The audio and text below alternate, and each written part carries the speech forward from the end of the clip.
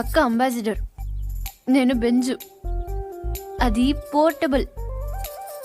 నేను ప్లాస్మా, అది life boy.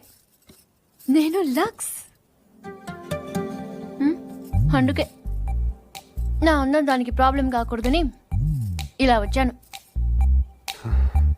దేవుడి దయ వల్ల దానికి పెళ్ళైపోతే అక్కడ గంటకు తగ్గ బంటలో ఏ హృతిక్ రోషనో అభిషేక్ బచ్చనో దొరకపోలే. చూసావా, నువ్వు కూడా చూపు తిప్పుకోలేకపోతున్నావు. అయ్యో దేవుడా, ఎందుకయ్యా ఇంత అందం ఇచ్చావు నాకు?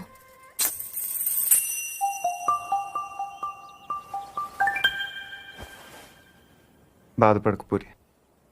మీ అమ్మ వాళ్ళందరూ అనవసరంగా భయపడుతున్నారు, కానీ నువ్వు అంత అందంగా ఏం లేవు.